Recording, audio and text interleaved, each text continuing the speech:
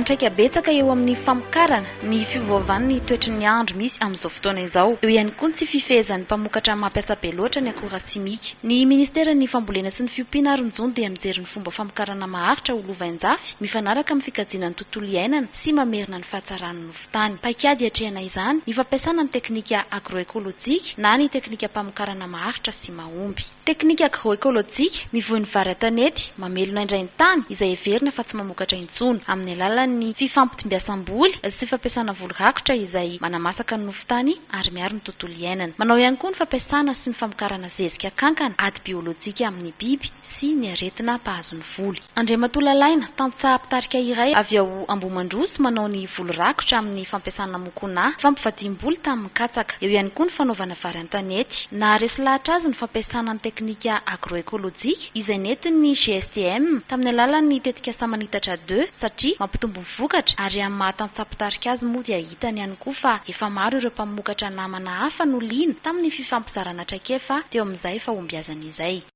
Ny ato zany natao hoe sary sekoly mihitsy entina ampianarana ny tantsaha namana dia eo ilay fanaovana voly rakotra ohatra ny mokonahy dia eo koa fa ny teknika fambolena vary an-tanety, fampiasana zezika komposta dia rehefa niodina ny taona nahita ilay fahatsaran'ilay vokatra satria teo anatin'ilay voly rakotra izy zany dia narisitra ny olona zany hanao an'ilay fambolena ilay rakotra mokonahy satria tena izy zany tena ahazoana tombontsoa be ny tany me masaka sady tsy maniry ahatra tsony tsy miasa tsony no azahoana vokatra be mitombo ny vokatra zany. Natao hanamasahana tany mitondra zezika ho an'ny tany sady hamasahana tany no hanamaivanana ny asa izay entina mamokatra. Mahazo katsaka ianao zany no afaka manamasaka le tany amin'le rakotra mokonahy. Tsy asaina tsony le tany fa tonga dia mandavaka kely ianao dia manisy zezika tonga dia mamboly. Izay zany tombontsoa azo an'le izy.